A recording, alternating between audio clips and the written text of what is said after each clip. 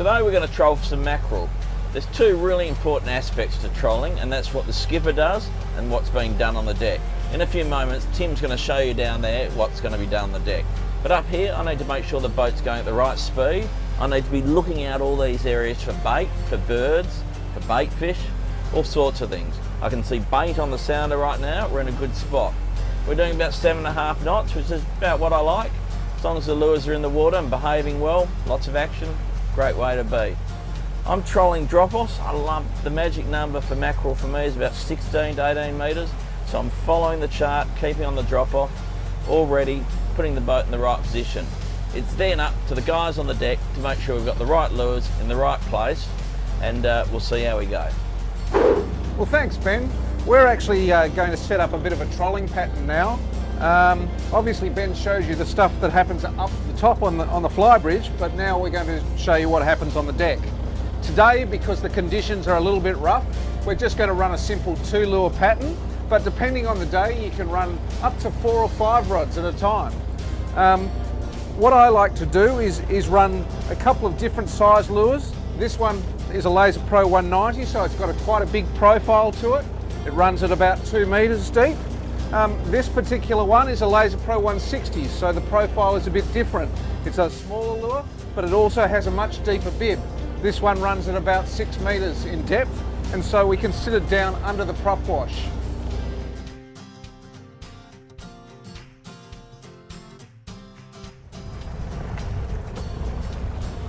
One of the important features of mackerel trolling is the use of a trace. Now, we use our Super Snap traces.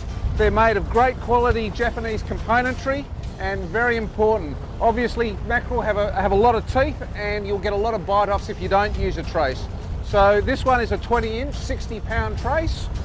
It's connected to a wind-on leader, a short wind-on leader, and then a small double. This particular reel has got monofilament on it, but it's equally applicable to braided lines. What we would suggest though is if you're using braided lines that you set the drag a little bit lighter, because with monofilament you get a certain amount of stretch in it which will absorb the shock, whereas with braid there is no stretch, and the shock when the fish hits can be great enough that it will actually tear the hook out again. So now we're ready to clip on our lure. We just pass the clip on through the split ring and clip it on, and we'll put it back out into the pattern. It's very important to stagger the lures, because when we do a tight turn, it enables us to turn without the lures tangling up. If they're too close together, they'll tangle and you'll have a real mess. So we've put the lure out about 40 metres. We'll stick it in the rod holder with the ratchet on and get ready to set the next lure. So this one's the deep diver, so we'll set that back shorter in the pattern. Say about 30 metres is probably a good rule of thumb. So it gets down under the prop wash and into the nice clean water.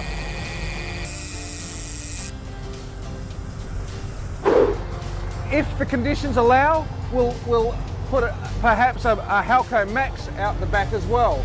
That will stay approximately 1 metre under the surface, and we'll let that way out the back.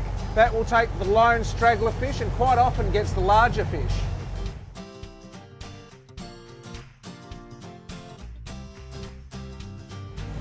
A really good way to see that your lure is running properly is to watch the rod tip. You can see this particular rod tip is bouncing nicely. You can see the vibration through the tip.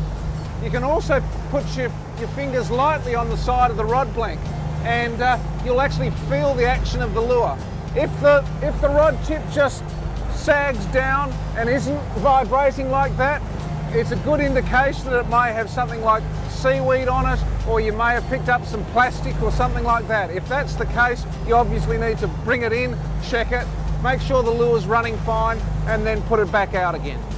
There's a big swell last night. We've given this spot a fair bashing for about half an hour. Water's really green. You can look into it, it's not that beautiful blue colour, it's a murky green. Often not good for mackerel fishing. I think what we'll do, we'll give it a rest for about an hour. I've got another spot about 3 miles north of here. We'll go and drop the gear in there, set up again, see how it goes.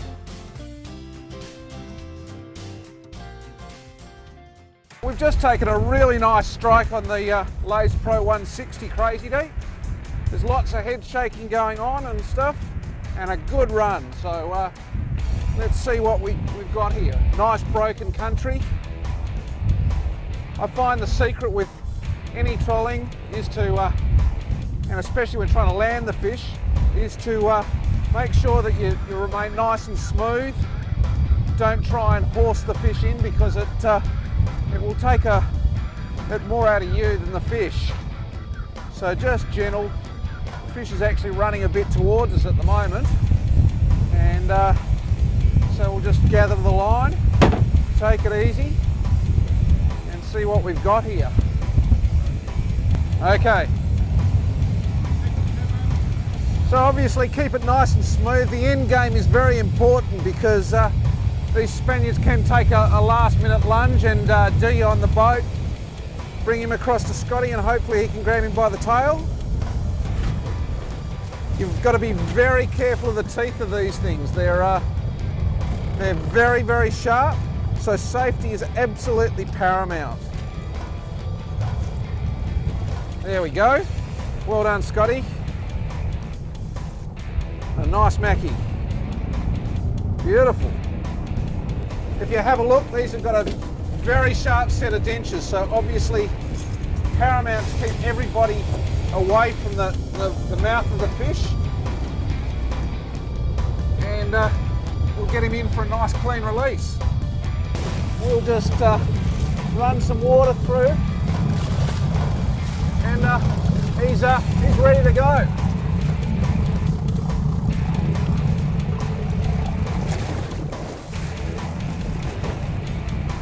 Hopefully you'll catch some more fish if you've followed the tips we've been able to give you today.